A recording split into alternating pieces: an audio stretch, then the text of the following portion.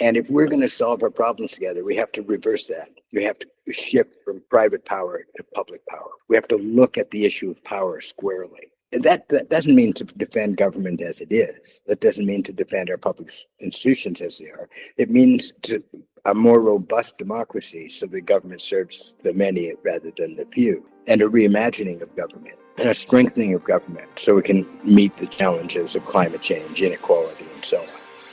Welcome to Perspectives, a Canadian journal of political economy and social democracy. I'm Clement Nokos, editor of Perspectives Journal and research director at the Broadbent Institute. In a world of increasing inequality, it should come as no surprise that many have come to see the system as rigged. Little wonder that a growing number are ready to support political leaders who tell us the system is broken, even if their promise is not to transform, but to dismantle what has been built, to bring governments and elites to heel, to stand up for our side against the other, to drain the swamp or undo the deep state or get government out of our pockets. This is what Alex Himelfarb writes in his latest book, Breaking Free of Neoliberalism, Canada's Challenge, presciently released just a couple of months before the November U.S. elections. For Himelfarb, the rise and spread of neoliberalism got us stuck and represents the biggest obstacle to getting to a better place, ideology at the root of all of our problems. Some would say that, since its nearly half-century of spread and prevalence, that neoliberalism as an ideology and project is on the decline or nearly dead. As I wrote in my editorial in the fall 2024 edition of Perspectives number 2, available online now and in print, the ghosts that Perspectives Journal tries to exorcise, however, are the spirits of neoliberal capitalism that continue to haunt Canadian social democrats. Ghosts are neither dead nor are they living, but they do exert an overwhelming pressure that one can feel despite that entity not existing in the corporeal as one imagines these specters. To get deep into these spooky thoughts, we brought in Alex Himelfarb, academic and civil service legend as former clerk of the Privy Council and cabinet secretary, as well as Broadbent Institute research fellow, to talk about his latest book and the hegemony of neoliberalism in Canada and around the world. Professor Himelfarb, thank you for joining us on the Perspectives Journal podcast. Thanks for the opportunity. It's good to connect with you. So let's break it down for listeners.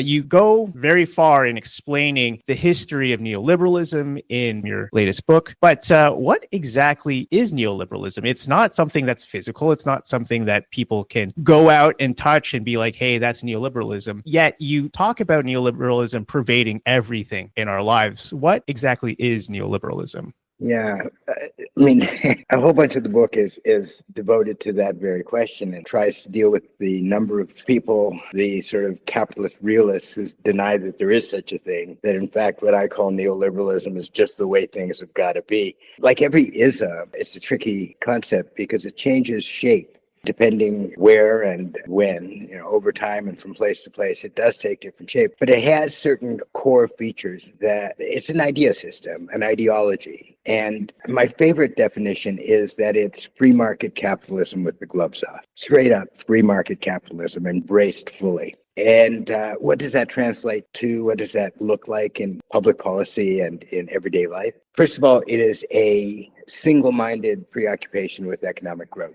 But it's not just that, it's how is growth meant to be achieved? And it's a view that the primary role of government is to create an atmosphere conducive to business. That in turn has two features. One, to strip away as many of the barriers to profit as politics allows. And number two, if it's the market that's going to deliver the good things, the things that civilization needs, government's role is to stop bad things from happening. And so you see all of that package of the right to profit over all other rights, economic growth over all other objectives, and an orderly environment conducive to business. That translates into a suite of policies we would all recognize, which are keep taxes low and flat, that is, less progressive, deregulate, or at least weaken regulations and allow corporations to self-regulate. Privatize, creating new markets for the private sector, getting government out of the way and making sure services are competitive,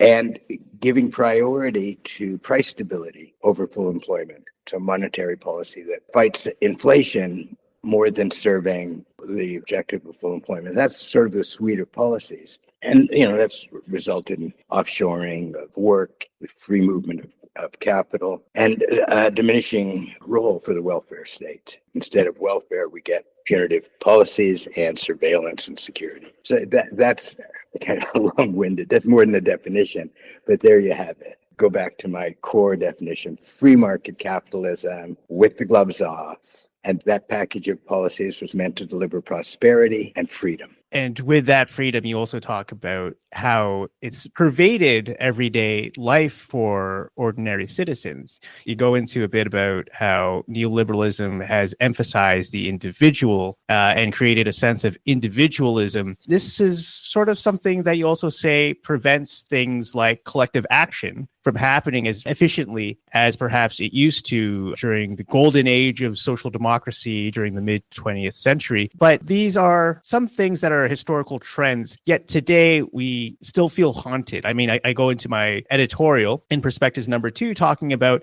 how neoliberalism is kind of like a ghost, where it's not exactly dead. Ghosts aren't dead entities. They're not quite living either, but they're these non-material entities that still provide something of a haunting pressure, a heavy feeling in people. That comes to my next thought here. Among social democrats, how does neoliberalism continue to haunt us? Yeah, by the way, I thought your editorial was really good. Let me come at this in two ways. Let me first get at the ghostly nature, the zombie-like persistence of neoliberalism, and then talk about social democrats and neoliberalism. So let me start with the ghostliness, the zombie neoliberalism. When I came back from Europe, it was 2009, just after the 2007-2008 meltdown and the recession that followed it. If you'll recall, that was a time, I guess you were a pretty young guy, but many will recall that was a time when people started to say we got it all wrong, that we'd screwed up,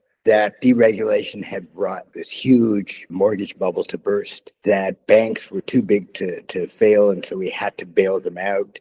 Governments bailed out banks, they bailed out auto companies, in Canada as well as the States, but it started in the States and kind of spread outward, showing the sort of dark side of globalization and financialization. And you had political leaders of every stripe saying, oh man, we got it all wrong. This capitalism has no moral center. It has no heart. We can't do that anymore. No more bailouts to big corporations. No more too big to fail. Central bankers got together and said, we got to regulate finance and bring it back under control. This is nuts. And there were some moves, some regulations, some talk about tax reform and so on. And then within real short order, and Canada was among the leaders leading to this return to what they called fiscal consolidation, a return to austerity, back to neoliberal policies like nothing had ever happened. And the meager legislation that had been put in place to control finance in the States gone. And I thought, holy smoke. You know, there are actual books that you could find. If you go to Kohl's and you look in the bargain bin, right at the bottom, you'll see a bunch of books that say neoliberalism is dead, and they were all written in 2008, 2009. Neoliberalism lived, those books are dead. So go ahead of 2 or 3 years, and I'm reading This Changes Everything by Naomi Klein, and how climate change finally is going to do what the meltdown didn't do. That climate change has changed everything. We can't keep having this antagonistic relationship to nature. It's not good for humans. It's not good for the planet. It's not even good for the economy. We've got to take control over our economy and make fundamental, transformative change. And at the time, one of my favorite columnists wrote a column in Canada saying, you know, no political party now could run a self-respecting campaign without a major climate plan. We have finally arrived that we understand that this is a massive problem that needs massive solutions. Well, it turns out that you can run a campaign without a climate plan, that you can actually run a campaign promising to go backwards on climate, that I cannot imagine a bigger threat than November 5th to climate action globally if we're not really smart and really brave. So somehow or other, neoliberalism persisted, even when I thought for a moment there, we were looking at collectivist solutions and restoring the collective, right? And then you had the pandemic. And during the pandemic, governments everywhere were putting huge amounts of money, not only to save lives, and there was some solidarity. Citizens were helping each other, and there was some sense of solidarity in the early stages, at least. But they also put in big programs that would keep businesses and individuals afloat, where government mattered again, and they acted quickly and they acted big. And actually, Lars Osberg shows that during that time, we actually decreased poverty and decreased inequality. Those programs were making a huge difference. And then inflation hit. Inflation caused largely by our ignoring climate change, by moving too slowly, by war, and by fragile global supply chains, that had made us more vulnerable, and of course the pandemic itself. And suddenly nobody was talking about building back better anymore. Again, this ghost lingered. It's hugely why I ended up writing the book. My favorite sociologist, a fellow by the name of Zygmunt Bauman, who's no longer with us, but spent the last parts of his life and his career fretting that we'd organized ourselves in a way that accelerated and amplified crises. Our collective action problems had hit polycrisis proportion, right? Overwhelming. But our collective toolkit to solve crises, taxes, regulations, public institutions, solidarity, a sense of being part of a society, working collectively, all of that had rarely been weaker. So our problem, the collective action problems, crisis level, our collective toolkit really weaker than it had been through certainly his career. So that was the motivation. And I thought to myself, well, there's an incumbency problem electorally everywhere. Every incumbent government's in trouble because people are so deeply dissatisfied with where we are. This isn't about any particular party. This isn't about any particular stripe of government. All parties, left, so-called, and right, seem to be working within the same paradigm. Some fast, some slow, some soft, some hard, some a little bit nicer, some a little bit nastier, but all of them painting within the same lines. And I wanted to understand how that happened. And in many respects, that happened when Blair in the UK and Clinton in the US, who became really close partners in what's often referred to as third way politics, had decided. And why they decided, we'll never know for sure. Is it a political compromise that when you've lost badly over and over again to another party, then you adopt many of the features of that other party? And there's a real danger post November 5th that a lot of folk will be rushing to beat Trump rather than beat Trump. But in any case, we'll come back to that. But whether it was political or whether they'd come to believe that there is no alternative, that these forces of globalization and technology force you to adapt. But they went to a classless social democracy. They were just softer versions of the neoliberalism that Thatcher and Reagan had brought to the table. And frankly, both of them sort of said that. It's not, I don't have to impute it. Blair said his job was to build on Thatcher, not to undo her. And Thatcher said her greatest accomplishment was Blair. And the fact that he believed what she believed. And so they made neoliberalism seem inevitable because they didn't move off that. Blair did not re-regulate what Thatcher deregulated. He did not nationalize what she privatized. He kept many of the same fiscal anchors in place, and his spending increases were roughly in line with hers. He also believed that you had to keep taxes relatively flat and relatively low. He was more inclusive, it's true. He was more generous to the LGBTQ plus community, that's true. There were certain admirable things he did in depressed communities. So, all these agendas are mixed. It's hard to label any politician singularly. They deal with power and getting reelected. Democracy still draws lines in the sand, even weaker democracies as we have today. But he painted within the lines. And he made, as Clinton did, who deregulated the financial sector in the US is Clinton, it wasn't Reagan. And the biggest, most damaging welfare reform was Clinton. It wasn't Reagan. So they made it seem inevitable. And they changed the dynamic. And in Canada, we've seen the same kind of movement. More reluctance. We'd never had the champions that Thatcher and Reagan were. But nobody undid the paradigm. In some ways, Canada's always had a kind of learned impotence, a learned powerlessness.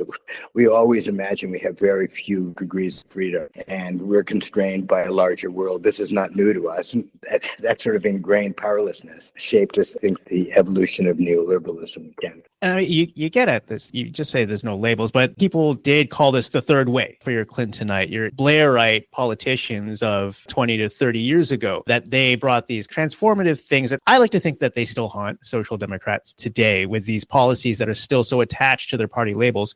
I mean, you even go to a place like Germany and Gerhard Schröder in the 2000s with his Hartz IV reforms to the social welfare system. These are sorts of things that voters today still complain about. And I also even think about, in Ontario, the Ontario NDP is still haunted in a way by the Bob Rae government, call it third way or not. These are sorts of policies that kind of fit within a bit of the neoliberal tradition. How then should social democratic parties or the left today kind of exercise these demons that continue to follow them, even when you do have projects like Corbyn in the UK or Bernie Sanders in the US? They also face their own institutional challenges that stop them from being real political entities.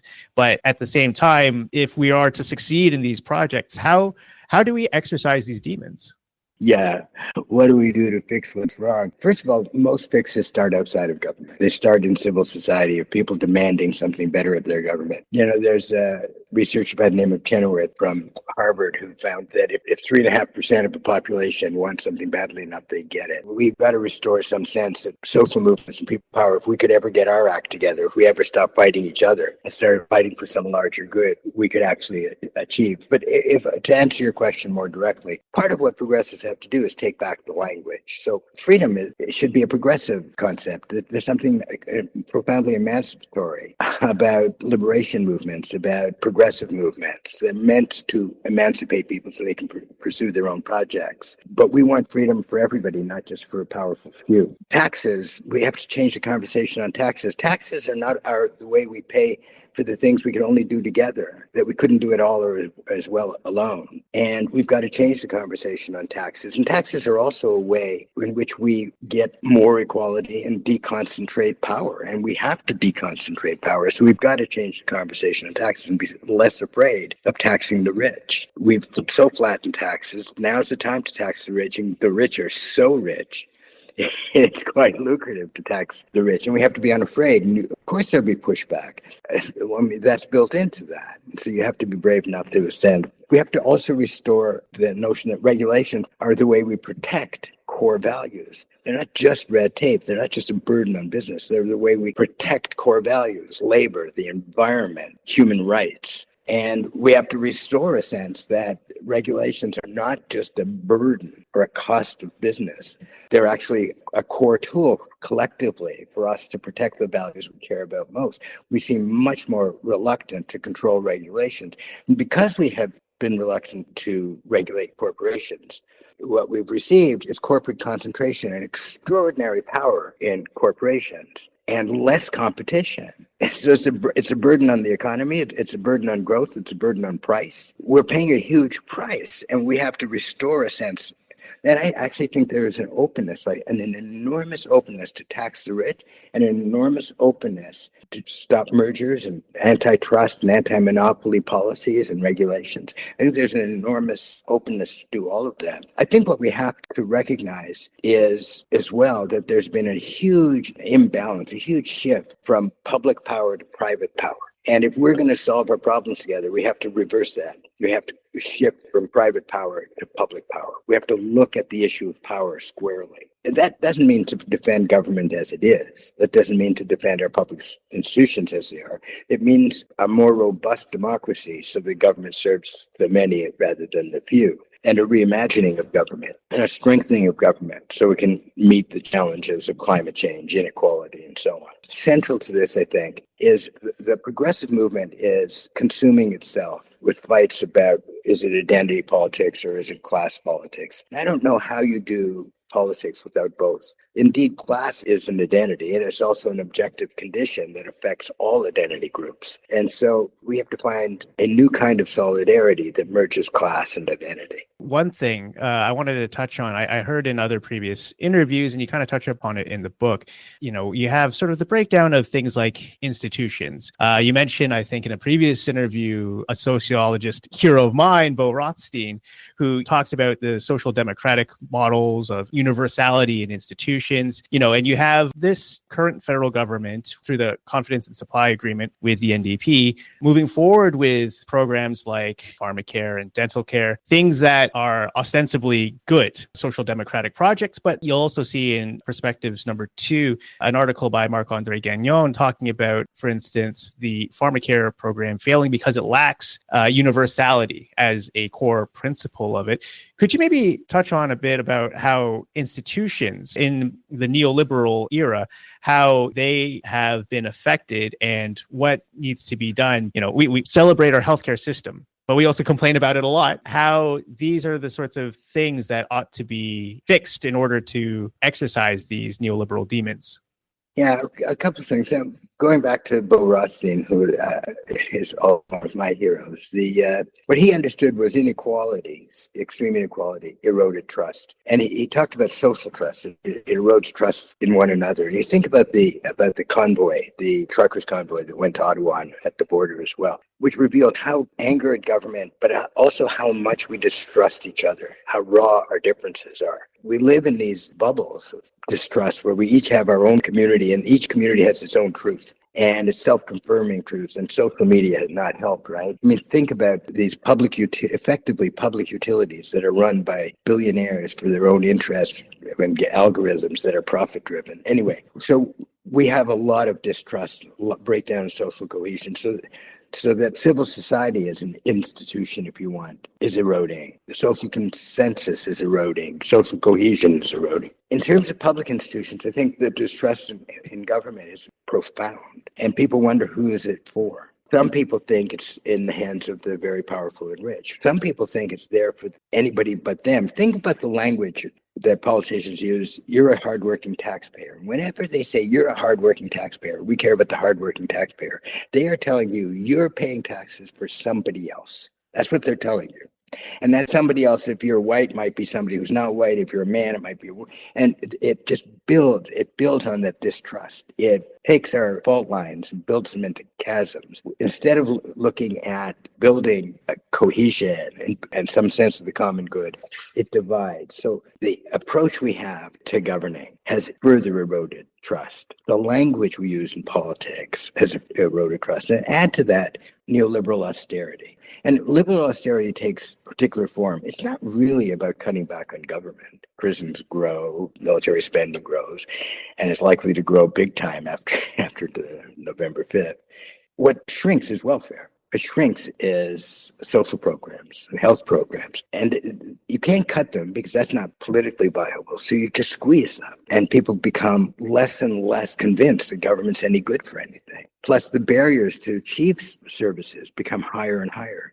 And then when you do get a social service like EI, you're told to get off as fast as you can, to take any job, whatever the job, and you're surveilled like you can't be trusted. So we organize these things to create a distance between government and citizen, and real distrust between government and citizen.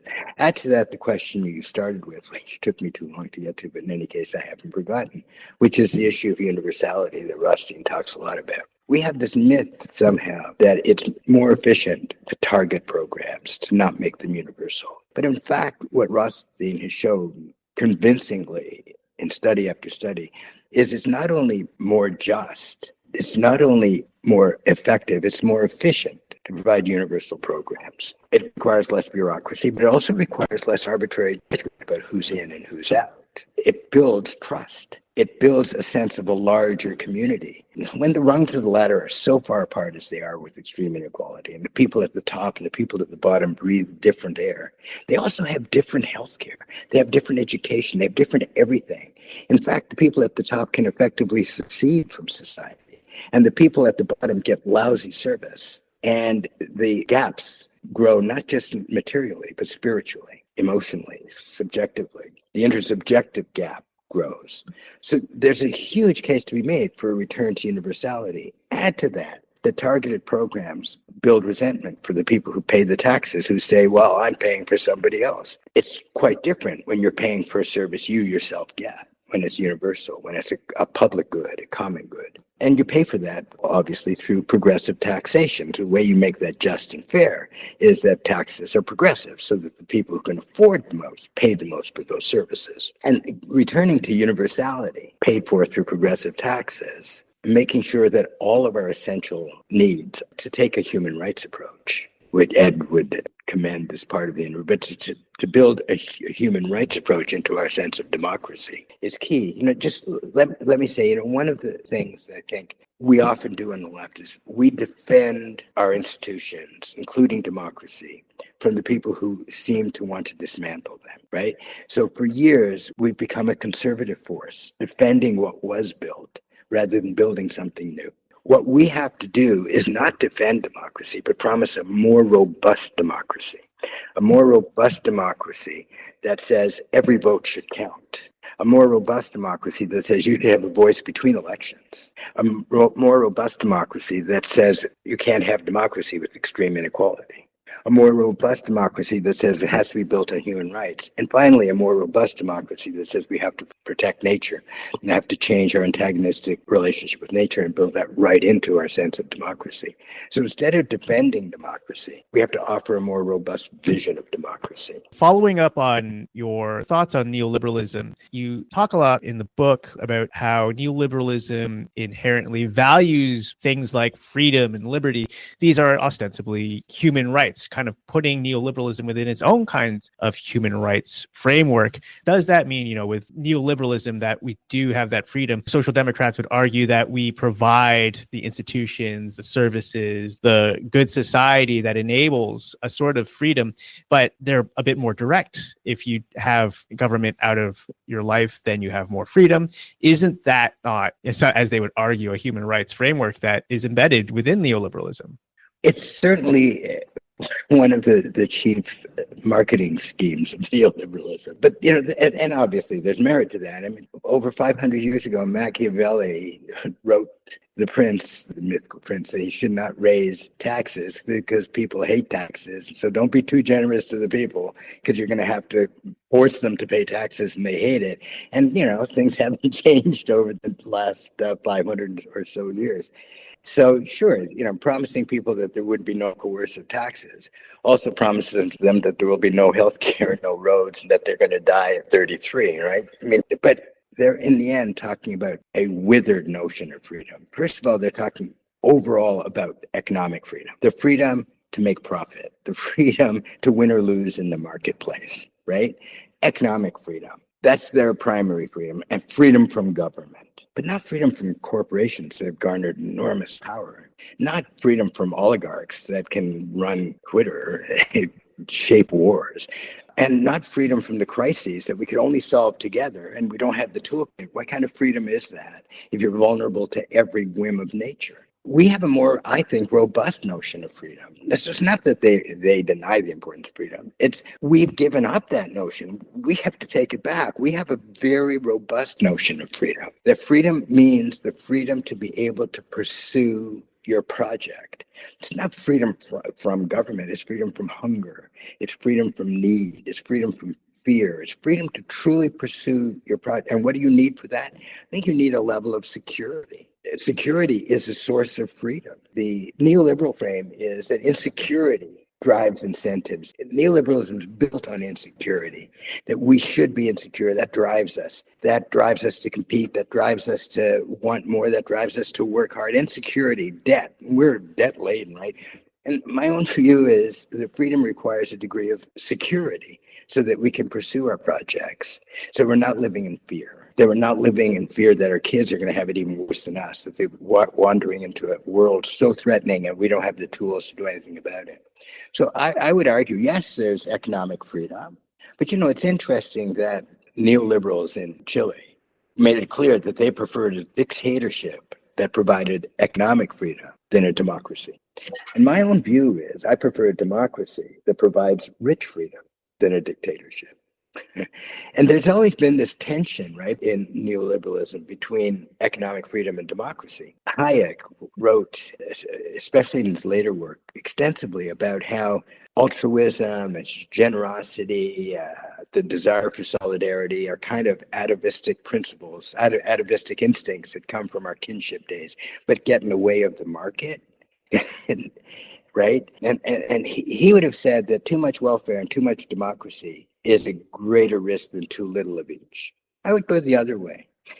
I would say too little democracy and too little welfare is a much greater risk than too little of each. And the real freedom requires more democracy, more welfare. Now, just to wrap up, and I have to ask, given we had this conversation on neoliberalism and freedom and defending democracy, how does neoliberalism help explain the re-election then of Donald Trump just this fall? I mean, it's interesting to watch all of the new industry in town is November 5th postmortems, right? And it's more a Rorschach test than it is policy or politics, right? If you're a lefty, she went too right. If you're a righty, she went too left. Many people see it as condemnation of the people who voted for him. Other people see it as condemnation of the Republicans who enabled him. Others see it as a condemnation of the Democrats who didn't mount the kind of campaign that could beat him. And I'm sure there's merit in most of those. Some of them. My favorite of all of the postmortems was one by Linda McQuaig that I read, I think, last week in the Star, where she said it was money, Musk, and misinformation. And I think there's a lot to the money, Musk, and misinformation explanations worth a read. It's a charming article, very depressing as well. But my own sense is, first of all, keep in mind that there's an incumbency problem globally. Incumbents are losing. This isn't just unique to the US or apparently Canada. Incumbents are losing everywhere, number one. Number two, this is not the first time Trump won. And the one time he lost, it was really close. So there's a lot of people who've been supporting Trump for a long time. And Buchanan and others who preceded Trump were running roughly on the same side of the spectrum. So that's not massively new.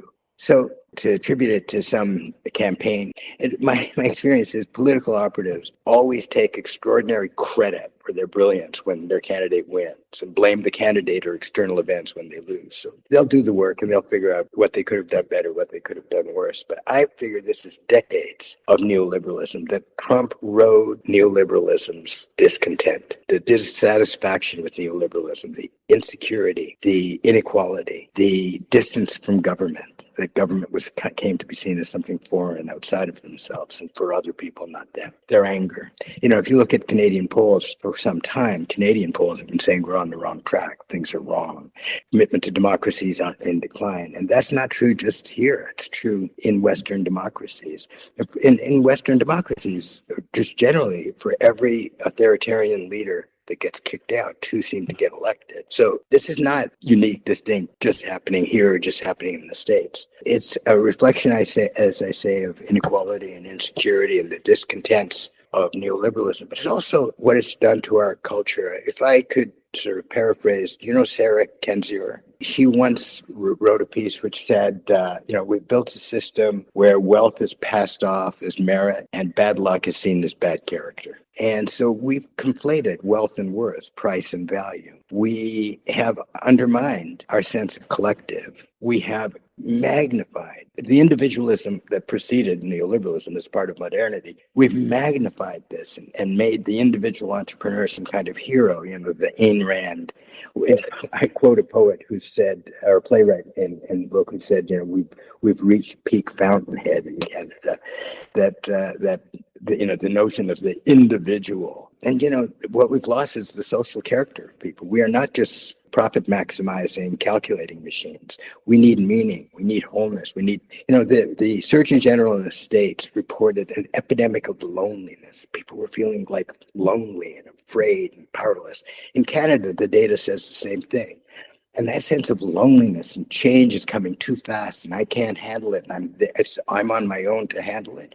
It makes us want a strong man, usually a man, who is the only one who can fix it and who will stand up for me and people like me because they're the only people I like. And so that's Trump. And Trump just capitalized on all of what's wrong with conflating wealth and worth. The notion that, we go to not only a demagogue, but a billionaire demagogue, supported by what? Another billionaire demagogue, who's putting in cabinet what? More billionaire demagogues. People should buy 10 or 15 or maybe even 20 copies of my book. I don't even care if they read it, they just buy it. And kids would love to get that for Christmas. What better gift could you give a young child, right? But the other book that's worth reading is Crack Up Capitalism by Quinn Slobodian. And he talks about how this new group of oligarchs in Canada and the US and Western Europe are working so hard to free themselves from the obligations of democracy. It's an extraordinary tour of tax-free zones and tax havens and private islands and free trade zones. And we've got a sort of Swiss cheese global capitalism where they're trying to build holes that they can escape any of collective obligations. So we have to rebuild the collective. We have to rebuild the collective toolkit. We have to reshift from private to public power, and we have to rethink public power. We have to rethink how that works in local communities. Can local communities take control of energy? Can they take control of broadband? What can we do to rebuild trust from the bottom up? Alex Himelfarb, thank you for chatting with me on neoliberalism for the Perspectives Journal podcast. It's been an absolute pleasure. It's always a pleasure. And it's not the last time we have such a chat, I hope. That was the legendary Alex Himelfarb, former clerk of the Privy Council and Cabinet Secretary, as well as Broadbent Institute Research Fellow. His latest book, Breaking Free of Neoliberalism, Canada's Challenge, is now available from Lorimer Books. And if you like this interview, share and subscribe to Perspectives, a Canadian journal of political economy and social democracy, on all major podcast platforms, as well as Press Progress's Sources podcast that digs deeper into the news stories you won't find in the major papers. The Perspectives Journal podcast and Sources are proud members of the Harbinger Media Network, Canada's progressive podcast community. You can read more in Perspectives Journal, a publication of the Broadbent Institute, by visiting perspectivesjournal.ca.